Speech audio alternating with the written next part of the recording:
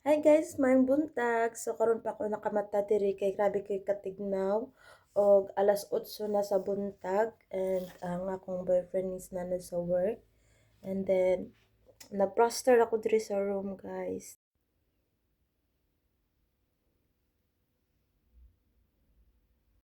Mo day ni karon ang weather diri guys og grabe kay katignaw. Tapos mo na diha ang Albert Hain guys kanang naay blue. Diha mi mag-groceryhan. Yan lang. Tapos ngayon gagawa tayo ng aking tea. Nagsuot di ay ko karon guys og belt kay mitambok na gayud ko diri kay lamig kayo magluto ang akong uyab uy.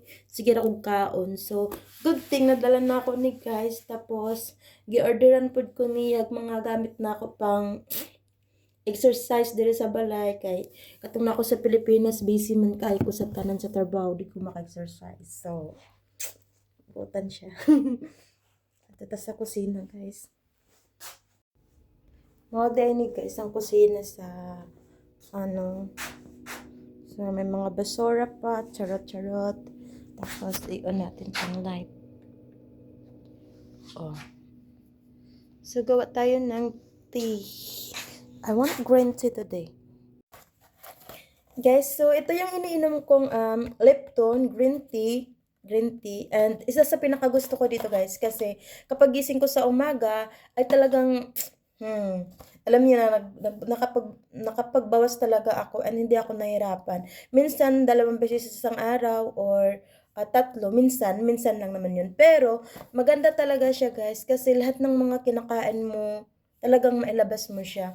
And good thing na meron ganito yung boyfriend ko. So, and yung wala siyang lasa guys normal lang. Ito yung laman niya. Oh.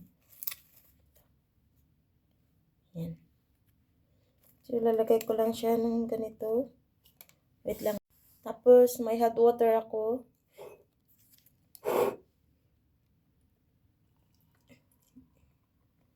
Sobrang sarap kaya mag-tea dito sa Netherlands kasi nga alam niyo na lamig talaga dito. Nakakaubos ako ng 3 cup sa isang araw sa 3 tea bag na din ang nauubos ko kasi ayaw na kasi ng boyfriend ko nga inuulit ko yung tea kasi dapat sa Pilipinas 'di ba inuulit-ulit natin hanggang sa wala nang kulay. Dito guys kapag nagamit ko na gusto na ng boyfriend ko tapon na agad.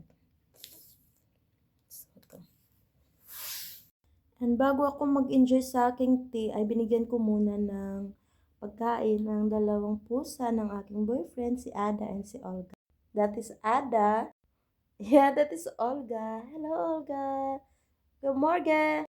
Ito naman yung view ko habang ini-enjoy ko ang aking tea. So, good morning everyone. Bye.